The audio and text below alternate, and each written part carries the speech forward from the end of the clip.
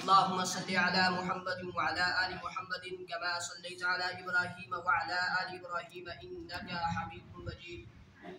اللهم بارك على محمد وعلى آل محمد كما باركت على إبراهيم وعلى آل إبراهيم إنك حميد مجيد. اللهم صل على سيدنا محمد وعلى آل سيدنا محمد وأصحاب سيدنا محمد وبارك وسلم عليهم.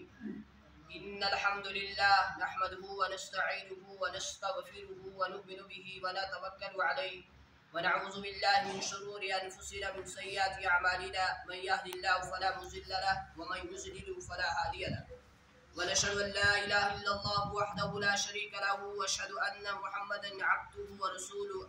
أما بعد فقد قال الله تبارك وتعالى في الكلام المجيد والفرقان الحميد فأعوذ بالله من الشيطان الرجيم بسم الله الرحمن الرحيم. اذهب إلى فرعون إنه طغى فقل هل لك إلى أن تزكى وأهديك إلى ربك فتخشى فأراه الآية الكبرى. صدق الله العظيم وصدق رسوله النبي الكريم ونحن على ذلك لمن الشاهدين والشاكرين والحمد لله رب العالمين. قال النبي صلى الله عليه وسلم بلغوا عني ولو آية أو كما قال عليه الصلاة والسلام. محترم معزز بزرگ اور دوستو معزز سامعین کرام السلام علیکم ورحمۃ اللہ وبرکاتہ. اللہ رب العزت کا بحد فضل کرم احسان شکر جس رب ذوالجلال نے اس پرفتن دور کے اندر اس گئے گزرے دور کے اندر ہمیں یہ توفیق عطا فرمائی کہ ہم سب اس کے اس پاگھر کے اندر حاضر ہوئے. اس حاضری کے اندر ہماری کوئی کمال نہیں ہے بلکہ اللہ رب العزت کی توفیق اللہ رب العزت کی نصرت مدد ہمارے ساتھ شامل حال ہے. اللہ سے دعا فرمائے اللہ ہماری اس حاضری کو بحد قبول فرمائے ہمارے لیے دنیا کے اندر ہدایت کا آخرت کے اندر نجات کا بخشش کا مغفرت کا ذریعہ بنائے. محترم سامعین کرام جیسا کہ آپ سب اس بات سے بخوبی واقف ہیں کہ پچھلے 3 جمعوں سے آپ حضرات کے سامنے مستقل حضرت موسیٰ علیہ السلام کی سیرت پر گفتگو ہو رہی ہے. آج بھی حضرت موسیٰ علیہ السلام ہی کے بارے میں عرض کیا جائے گا اور آج چوتھی اور آخری قسط ہے. آپ سے امید ہے آپ سے گزارش ہے باغوت سماعت فرمائیں ان باتوں کے اوپر عمل کرنے کی کوشش بھی کریں اور ان باتوں کو مزید اپنے دوسرے مسلمان بھائیوں تک پہنچانے کی بھی کوشش کریں. حضرت سیدنا موسیٰ علیہ السلام کو کوہ طور کے اوپر نبوت عطا کی گئی. حضرت موسیٰ علیہ السلام کوہ طور پر موجود ہیں کہ اللہ رب العزت نے حضرت موسیٰ علیہ السلام کے سر کے اوپر نبوت کا تاج رکھا اور اس کے بعد اس کے فریضے کے سر انجامی کا اعلان کیا گیا. اللہ رب العزت ارشاد فرماتے ہیں کہ ہم نے موسیٰ علیہ السلام کو کوہ طور کے اوپر نبوت عطا فرمائی اور اس کے بعد پہلا اعلان کیا ہوا. اللہ رب العزت نے موسیٰ علیہ السلام سے فرمایا اذهب الى فرعون انه طغى. آپ نے حضرت موسیٰ علیہ السلام کی ولادت کا واقعہ سنا. موسیٰ علیہ السلام کیسے پیدا ہوئے, موسیٰ علیہ السلام کی پرورش کب ہوئی, کہاں ہوئی, کس نے کی, یہ بھی سنا. اور پھر آپ نے یہ بھی سنا کہ موسیٰ علیہ السلام مدین کیسے پہنچے, شعیب علیہ السلام سے ملاقات کب ہوئی, کیسے ہوئی. اور پھر آپ نے یہ بھی سنا کہ مجمع البحرین پر حضرت خضر علیہ السلام سے ملاقات موسیٰ علیہ السلام کی کیسے ہوئی اور اس کے بعد کیا کیا سوالات ہوئے, جوابات ہوئے. یہ سارے واقعات آپ کے سامنے آ چکے ہیں. آج جو مزید آپ کے سامنے عرض کرنا ہے وہ یہ ہے کہ حضرت موسیٰ علیہ السلام کا فرعون کے جادوگروں سے مقابلہ کیسے ہوا. اللہ رب العزت نے موسیٰ علیہ السلام کو نبوت عطا فرمائی اور اس کے بعد فرمایا اذهب الى فرعون انه طغى. یہ موسیٰ علیہ السلام آپ فرعون کے پاس جاؤ, وہ سرکش ہو چکا ہے. فقل هل لك الى ان تزكى, اور اسے کہو کہ میں تجھے نصیحت کرنے کے لیے آیا ہوں. واهديك الى ربك فتخشى, اور اسے کہو کہ میں تجھے ایک خدا کا پیغام دینے کے لیے آیا ہوں اور میں تجھے خدا سے ڈرانے کے لیے آیا ہوں. فَأَرَاهُ الْآيَةَ الْكُبْرَى. موسیٰ علیہ السلام اللہ کی نشانیاں دکھانے کے اعلان کر چکے. فَكَذَّبَ وَعَصَىٰ ثُمَّ أَدْبَرَ عیسیٰ۔ قرآن کہتا ہے فرعون نے کہا کہ فرعون نے موسیٰ علیہ السلام کو جھٹلایا، نہیں مانا، نعوذ باللہ۔ موسیٰ علیہ السلام سے کہا کہ آپ غلط کہتے ہیں، نعوذ باللہ اعوذ باللہ من ذالک۔ اور اس کے بعد فرعون کیا کہنے لگا، قرآن یہ بھی بتا رہا ہے سورہ والنازعات غرقہ کے اندر، آپ اٹھا کر دیکھ لیں۔ اس کے بعد فرعون کہتا ہے فقال انا ربکم الاعلی، میں ہی خدا ہوں، تو مجھے کس خدا کی طرف بلانے کے لیے آیا ہے؟ میں ہی سب سے بڑا، چھوٹا موٹا نہ، سب سے بڑا میں ہی خدا ہوں، تو مجھے کس خدا کی طرف دعوت دے رہا ہے؟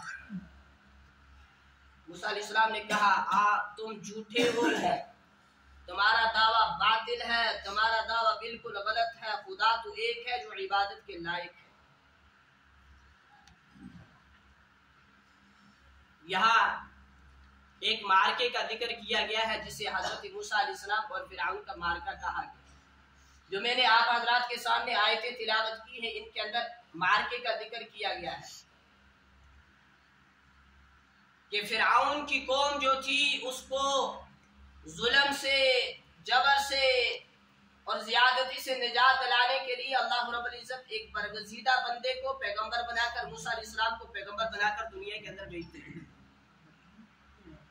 اور پھر نبی یہ نہیں سوچتے کہ میری قوم کا کیا بنے گا، میرے گھر والوں کو کیا بنے گا، میرے بال بچوں کا کیا بنے گا، نہیں، بلکہ نبی حق کے ساتھ مبعوث ہوتا ہے، وہ حق کو پھیلانے کی کوشش کرتا ہے۔ موسیٰ علیہ السلام بھی اسی سلسلے پر کام کر رہے، اسی مشن پر کام کر رہے۔ اسی مشن کے اوپر کام کرتے کرتے موسیٰ علیہ السلام فرعون کے دربار کے اندر پہنچے۔ شاہی دربار کے اندر پہنچنے کے بعد فرعون سے کہا تو جھوٹا ہے، تو کوئی خدا نہیں ہے، تو کذاب ہے، تیرا دعویٰ بالکل غلط ہے۔ فرعون کہتا نہیں میں ہی خدا ہوں۔ کہا نہیں تو خدا نہیں ہے، خدا تو وہ ہے جس نے چاند، سورج، ستارے، کل مخلوقات، مجھے تجھے ساری چیزوں کو پیدا کیا ہے۔ میں یہ عرض کرتا چلوں کہ جب قوم بادشاہ کے وقت کے اندر ذلیل ہو جاتی ہے، رسوا ہو جاتی ہے، جب قوم تنگ آ جاتی ہے، تو پھر اللہ رب العزت کسی برگزیدہ بندے کو دنیا کے اندر بھیجتے ہیں اس ظالم بادشاہ سے لڑنے کے لیے، ٹکرانے کے لیے، مقابلہ کرنے کے لیے۔ تاریخ شاہد ہے، تاریخ گواہ ہے اس چیز کی کہ حضرت اس نے جب نمرود نے کہا کہ میں خدا ہوں، تو حضرت ابراہیم علیہ السلام کو اللہ رب العزت نے اس کے مقابلے کے اندر کھڑا کیا۔ جب بنی اسرائیل کی قوم کے اوپر ظلم و ستم ہوئے تو ان کے خون خواروں کے لیے اللہ رب العزت نے حضرت عیسیٰ علیہ السلام کو پیدا کیا۔ جب قیصر و کسریٰ کو اس کی انسانیت کو ذلیل کیا گیا تو اللہ رب العزت نے جناب رسول اکرم صلی اللہ علیہ وسلم کو پیدا کیا۔ اب جب فرعون دعویٰ کر رہا ہے خدائی کا، تو اللہ رب العزت نے مقابلے میں حضرت موسیٰ علیہ السلام کو پیدا کیا، اور اس کے دربار کے اندر موسیٰ علیہ السلام کا پہلا اعلان یہی تھا، قال فرعون قال موسیٰ یا فرعون قال موسیٰ یا فرعون انی رسول من رب العالمین۔ موسیٰ علیہ السلام فرمانے لگے اے فرعون، میں اللہ کا رسول ہوں، میں اللہ کا نبی ہوں، میں اللہ کا پیغمبر ہوں، حقیق علی اللہ اقول علی اللہ الا الحق، کہ اس بات کے اندر سچائی ہے، اس بات کے اندر جھوٹ فریب نہیں ہے کہ اللہ نے مجھے تمہارے پاس بھیجا ہے۔ قال ان كنت جئت بآیۃ فأت بها ان كنت من الصادقین، یہ بات بالکل سچی ہے کہ میں اللہ کا رسول ہوں، میں اللہ کا پیغمبر ہوں، مجھے اللہ نے تمہارے پاس بھیجا ہے، بنی اسرائیل کی قوم کے پاس اللہ نے اپنا پیغام دے کر بھیجا ہے، تو میں تمہارے پاس پیغام لے کر آیا ہوں۔ کہا کہ تم مان یا نہ مان، میں تیرے دروازے پر آ چکا ہے۔ فرعون کہنے لگا تو مجھے کس خدا کی دعوت دیتا ہے، خدا تو میں ہی ہوں۔ کہا تو خدا نہیں ہے، تو جھوٹا ہے۔ پھر موسیٰ علیہ السلام فرمانے لگے اگر تو سچائی ہے، اگر تیری باتوں کے اندر سچائی ہے، تو سچا ہے تو کوئی دلیل پیش کر، کوئی قدرت کی نشانی بتا، کوئی کرشمہ پیش کر، کچھ معجزہ بتا کہ واقعہ تو سچا ہے، تو میں مان جاؤں۔ جیسے اس نے کہا تھا، نمرود نے کہا تھا کہ میں خدا ہوں۔ حضرت ابراہیم علیہ السلام مقابلے کے اندر کھڑے ہوئے تھے۔ ابراہیم علیہ السلام نے فرمایا تھا کہ میرا رب تو وہ ہے جو مشرق سے سورج کو نکالتا ہے تو مغرب کے اندر غروب کرتا ہے، تو مغرب سے نکال کے مشرق کے اندر غروب کر کے بتا تو میں تجھے مان لوں گا واقعہ تو ہی خدا ہے. فإن اللہ یأتی بالشمس من المشرق فأتی بها من المغرب. میرا رب وہ ہے جو مشرق سے سورج کو نکال کے غروب کہا کرتا ہے مغرب کے اندر، لیکن تو مغرب سے نکال کے مشرق کے اندر غروب کر کے بتا میں تجھے سچا مان لوں گا. قرآن کیا کہتا ہے؟ فإن اللہ یأتی بالشمس من المشرق فبہت الذی کفر. جب ابراہیم علیہ السلام نے ایسی باتیں کہی کہ آپ مغرب سے نکالے سورج کو مشرق کے اندر غروب کریں، فبہت الذی کفر، قرآن کہتا ہے وہ کافر لاجواب ہو، اس کے پاس جواب دینے کے لیے کچھ باقی نہیں تھا. پھر ابراہیم علیہ السلام نے فرمایا الم تر الی الذی حاج ابراہیم فی ربہ ان آتاہ اللہ الملک. ابراہیم علیہ السلام نے فرمایا میرا رب تو وہ ہے جو زندہ کرتا ہے اور مارتا ہے. نمرود کہنے لگا میں بھی زندہ کرتا ہوں میں بھی مارتا ہوں. دو آدمیوں کو بلایا جس پر حد جاری تھی اسے چھوڑ دیا، بے گناہ کو قتل کر دیا. کہا دیکھ میں بھی مارتا ہوں میں بھی زندہ کرتا ہوں. کہا نہ ایسی یہ خدائی نہ ہوئی. فإن اللہ یأتی بالشمس من المشرق فأتی بها من المغرب فبہت الذی کفر. میرا رب مشرق سے نکالتا ہے سورج کو مغرب کے اندر غروب کرتا ہے، تم مغرب سے نکالو مشرق کے اندر غروب کرو، میں تمہیں مان لوں گا کہ واقعی تم سچے ہو. فبہت الذی کفر، قرآن نے کہا وہ کافر لاجواب ہو گیا، اس کے پاس کوئی جواب نہیں تھا. اب یہاں فرعون نے خدا ہونے کا دعویٰ کیا، کہا فقال انا ربکم الاعلی، میں سب سے بڑا خدا ہوں. تو اللہ رب العزت نے موسیٰ علیہ السلام کو ان کے مقابلے میں کھڑا کیا، کہا کہ تو خدا ہے تو سچا ہونے کی کوئی کیا دلیل پیش کر، کوئی ثبوت دے، کوئی پروف دے. کہا میں تمہارا مقابلہ کرنے کے لیے آیا ہوں، تمہارا تختہ اب الٹ جائے گا، تمہاری حکومت اب ختم ہو جائے گی، میں تمہارے مقابلے کے لیے آیا ہوں. فرعون نے کیا جواب دیا سارا قرآن کے اندر موجود ہے، مگر ہمیں فرصت ہی نہیں کہ ہم قرآن پڑھیں پتہ چلے کہ اس کے اندر لکھا کیا کیا ہے، پھر اس کا مطلب کیا ہے. مطلب کے اوپر غور و فکر کرنے کی دور کی بات، ہمیں اسے سیدھا پڑھنے کی کوشش نہیں کرتے، پڑھنا ہی نہیں آتا تو پڑھنے کی فکر بھی نہیں کرتے، اس کی کوشش بھی نہیں کرتے. یہاں کسی کو غلطی نکال دو کہ آپ کو اذان کے اندر یہ غلطی ہے، وہ مسجد ہی چھوڑ دیتا ہے، وہ اذان دینا ہی چھوڑ دیتا ہے، وہ استعفیٰ دے دیتا ہے آج کے بعد اذان میں نہیں دوں گا، وہ مسجد کے اندر نماز پڑھنے کے لیے آنا ہی چھوڑ دیتا ہے. اس نے مجھے غلطی کیوں نکالی؟ میں نے ایک مرتبہ کہا تھا، میں ایک مرتبہ میں کتاب کا مطالعہ کر رہا تھا، میں نے ایک بات پڑھی وہاں کہ وہاں ایک بات لکھی ہوئی تھی کہ ایک بندہ 27 سال سے نمازیں پڑھ رہا تھا. کتنے سال کا نمازی؟ 27 سال. 27 سال سے وہ نماز پڑھ رہا ہے، مستقل نمازیں پڑھتا ہے. ایک دن وہ وضو کر رہا تھا، ایک عالم صاحب نے دیکھا تو اس کا وضو ہی غلط تھا. اس نے کہا تمہاری 27 سال کی عبادت ضائع، تمہاری 27 سال کی عبادت ضائع، کیونکہ تمہاری بنیاد وضو ہی ٹھیک نہیں ہے. ہم نے کبھی اس کے اوپر غور کیا کہ ہم بھی سیکھیں ہمارا وضو کیسا ہے؟ ہو سکتا ہے ہمارے وضو کے اندر بھی ویسی غلطیاں ہوں، لیکن اس کی فکر ہی نہیں. اس لیے بزرگوں فکر پیدا کرے، سیکھنے کا جذبہ پیدا کرے. یہ نہ دیکھیں یہ چھوٹا ہے، بلکہ اگر اس سے علم کی اچھی بات مل رہی ہے تو اسے حاصل کرنے کی کوشش کرے.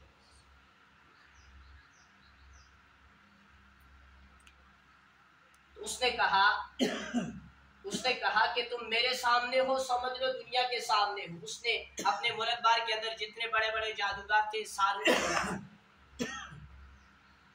جب ان کو بلایا، کہا تم اپنی رسیاں لے کر میدان کے اندر آ جاؤ.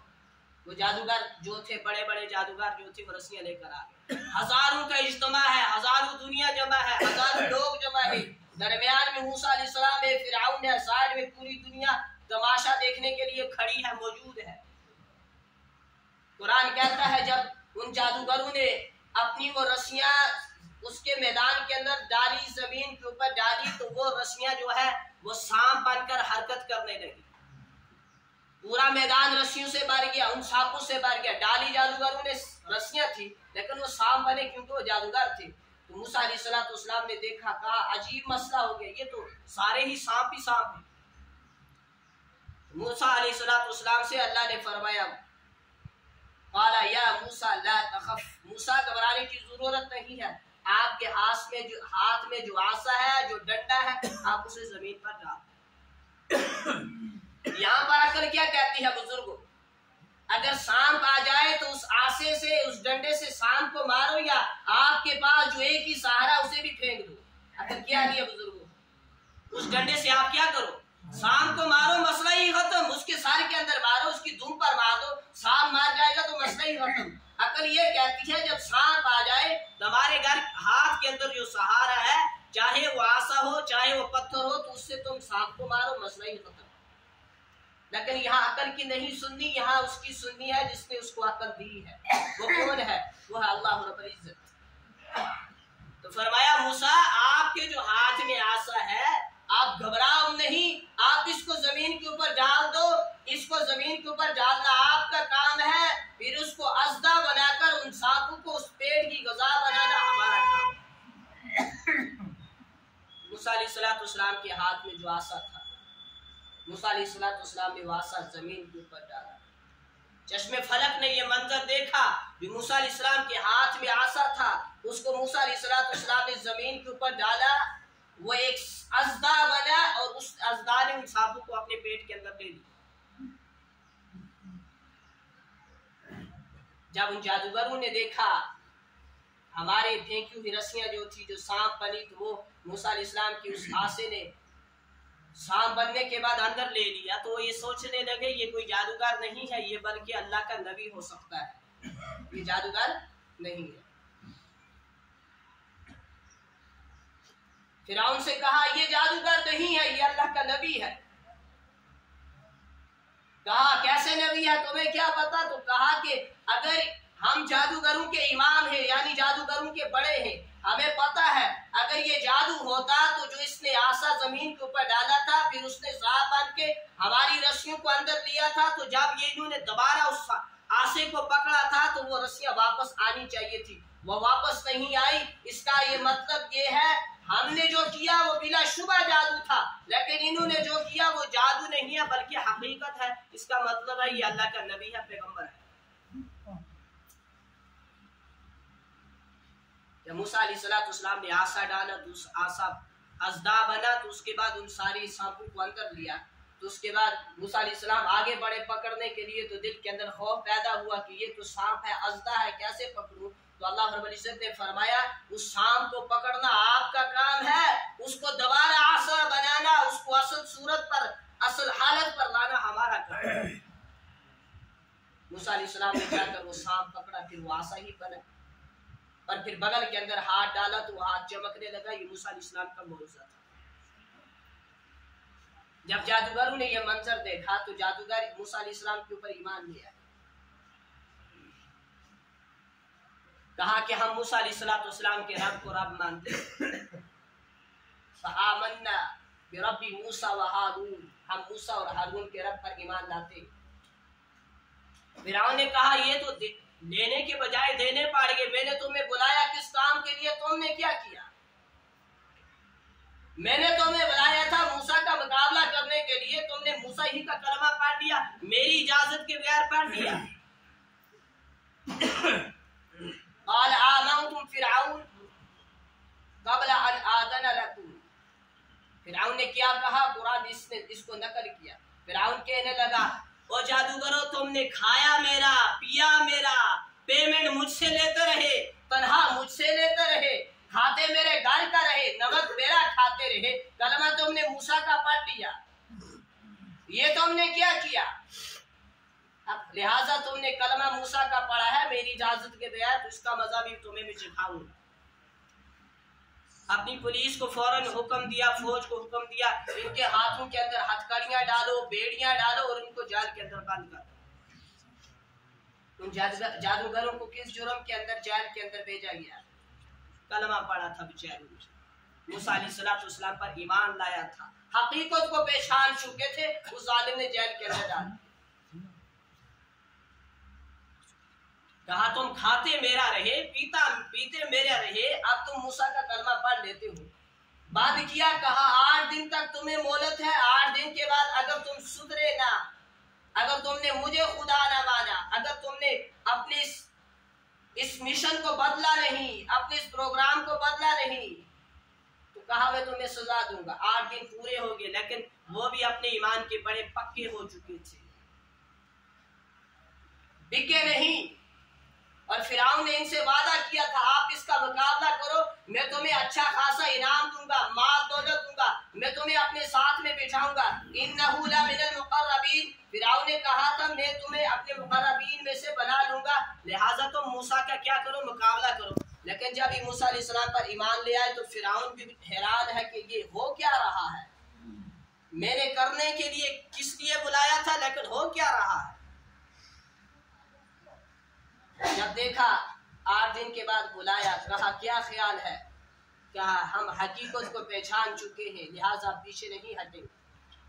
बुजुर्गों, इंसान सोचता है बसाओ का, इंसान सोचता है सबसे बड़ी सजा क्या है, मौत, लेकिन ये नहीं पता अहदीस के अंदर फरमाया गया तोहफतुल मुमिनिल मौत, मौत मोमिन के लिए तोहफा है। सजा मौत उस इंसान के लिए है जो अल्लाह को नाराज करके मरता है, जो अल्लाह को राजी करके जाता है। वो अल्लाह की मुलाकात और इस बंदे की मुलाकात के दरमियान में मौत एक आड़ होती है, जिस आड़ को क्रॉस करने के बाद अपने खालिक से, अपने मालिक से मुलाकात कर लेता है, फिर वो मौत को महबूब समझता है। कहा कि तुमने इस पर ईमान लाया है। 8 दिन के बाद जब बुलाया उन जादूगरों को, कहा क्या ख्याल है, इरादा बदला या नहीं, कहा नहीं बदला बल्कि पहले से भी पुख्ता हो चुका है।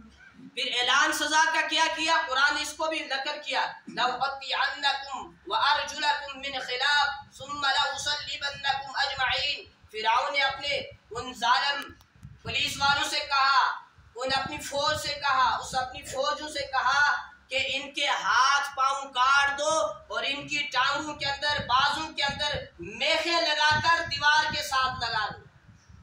हाँ, जिस तरह फट्टे में मेखा नहीं मारे गए, ऐसे मेखे उगाड़ गई, उनके हाथों के अंदर लगा दी गई। जुर्म क्या था कि इन्होंने कलमा क्यों पढ़ा, कोई चोरी, जुल्म, जिना, बदकारी और कुछ नहीं किया। जुल्म जो इनका ये है कि इन्होंने कलमा पढ़ा, कलमा क्यों पढ़ा। फिरौन कहने लगा मैं खुदा हूं, मुझे क्यों नहीं खुदा माना। कुरान कहता है कि उनको सजा फिर ये दी गई कि उनके हाथ भी काट दिए गए, पांव भी काट दिए गए। फिरौन ने ये सजा दी और उसके बाद उनके बाजों के अंदर, टांगों के अंदर मेखे लगाकर दीवार के साथ लगा दिए।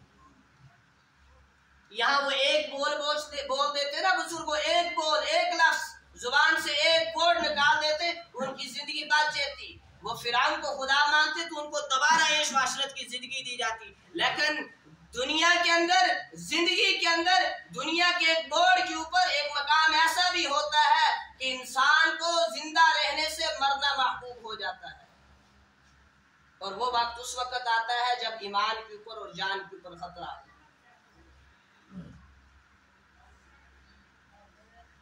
ये सजा दी उनको। और उसके बाद इसके जो लोग थे, कौम जो थी फिरौन की, वो कहने लगी तुम इनको सजा देते हो लेकिन मूसा को तुमने खुला छोड़ा हुआ है, जिन्होंने आकर इनका ईमान खराब किया, नाउजुबिल्लाह, तुमने उसको आजाद छोड़ा हुआ है ताकि वो जमीन के ऊपर फसाद मचाए, तुम्हारी हुकूमत को खत्म करे, तुम्हारी बादशाही को खत्म करे। तुम इनको छोड़ दो और मूसा को पकड़ो। कहा नाउजुबिल्लाह, असल बुनियाद तो वो है, उनको पकड़ो, इनको छोड़ दो। फिर अल्लाह रब्बुल इज्जत ने फिरौन और उसकी कौम के ऊपर अज़ाब क्या भेजा, वलक़द अख़ज़ना बिस्सिनीना व नक़्सिम मिन अत-तमरात लअल्लहुम यज़क्करून। अल्लाह रब्बुल इज्जत फरमाते हैं फिर हमने उनके ऊपर अज़ाब भेजा। अज़ाब क्या भेजा, उनकी कौम के ऊपर कहत पड़ गया, फसलें उनकी उजाड़ दी गई, लअल्लहुम यज़क्करून, ताकि फिरौन उसकी कौम नसीहत हासिल करे, मगर वो नसीहत जालिम कहाँ मानता था, वो तो जुल्म का आदी हो चुका था। आपको याद होगा जब मैंने 3 जुम्मे पहले शुरुआत ही से मूसा अलैहिस्सलाम का वाकया शुरू किया था तो मैंने कहा था फिरौन अपने बाप के तख्त पर कितनी एज में बैठा था बुजुर्गों, किसी को याद है? हाँ, सुनने के मजे ना लिया करें, कभी याद भी रखा करें, कुछ कभी अपने साथ भी कुछ ले जाया करें, कभी मोती जमा करके साथ भी ले जाया करें। हाँ, बुजुर्गों ने ठीक कहा, वो 13 साल की उम्र में अपने बाप के तख्त के ऊपर बैठा। चलो अल्लाह का शुक्र है इतने बड़े मजमे से किसी को तो याद है। बस उम्मीद है हमारी मेहनत रंग लागी, हमारी मेहनत को रंग लग गई, इसलिए बुजुर्गों याद भी कुछ रखा। تو 13 سال کی حکومت میں وہ ظالم اپنے باپ کی حکومت پر اس پر تخت پر بیٹھا تھا حکومت کے لیے، تو ظلم کا عادی ہو چکا تھا، وہ کہاں نصیحت مانتا تھا۔ دوسرا عذاب بھی بھیجا، اس کے اوپر ہواؤں کا عذاب آیا، پانیوں کا عذاب آیا، لیکن وہ ظالم نصیحت نہیں مان رہا تھا، پھر بھی اللہ کے سامنے نہیں جھکا۔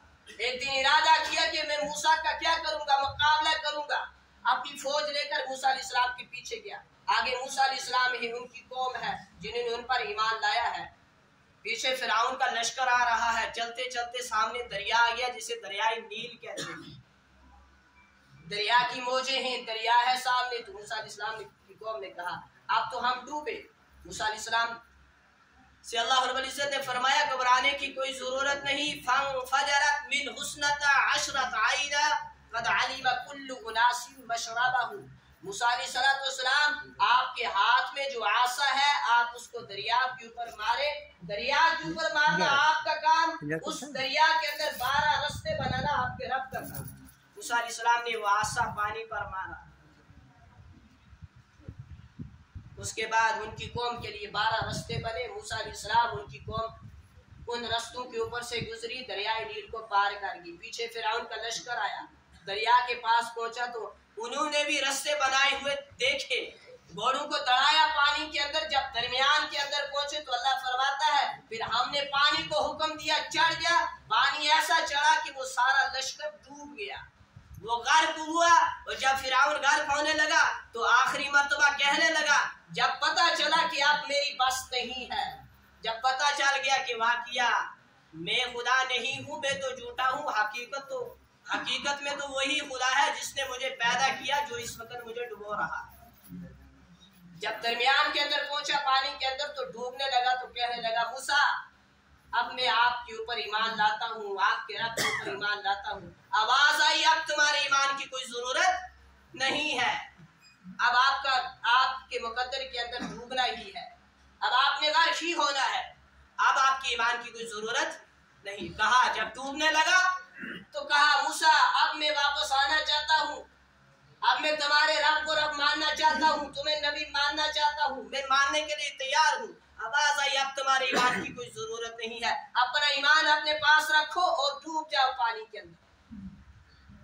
اللہ نے اس کو دریائے نیل کے اندر کر دیا، پھر پانی نے اس کی لاش کو اٹھا کر پھینک دیا۔ پانی نے بھی قبول نہیں کیا کہ اس گندی لاش کو میں اپنے اندر رکھوں۔ آج عبرت کے طور پر اس کی لاش کو مصر کے اندر رکھا گیا ہے۔ یہ سبق دیا گیا جو دنیا کے اندر خدا اپنے آپ کو کہے گا ہم ان کو ایسی سزا دیا کرتے۔ تو بزرگوں یہ نبیوں کے واقعات اسی لیے آپ کے سامنے پیش کیے جاتے ہیں کہ تاکہ ہم ان واقعات سے سبق حاصل کریں، ان واقعات سے نصیحت حاصل کریں۔ تو یہ تھا موسیٰ علیہ السلام کا مکمل واقعہ جو آپ حضرات نے سماعت فرمایا، اور سماعت فرمانے کے بعد میری آخری گزارش ریکویسٹ بھی قبول کر لیں، صرف سننے کے مزے نہ لیا کریں، کبھی کچھ یاد کر کے بھی ساتھ میں لے جایا کریں اور اس کے اوپر عمل بھی کرنے کی کوشش کیا کریں۔ اللہ سے دعا ہے اللہ ہم سب کو ان واقعات سے سبق حاصل کرنے کی توفیق نصیب فرمائے اور ہم سب کو عمل کی توفیق نصیب فرمائے۔ وآخر دعوانا ان الحمد للہ رب العالمین۔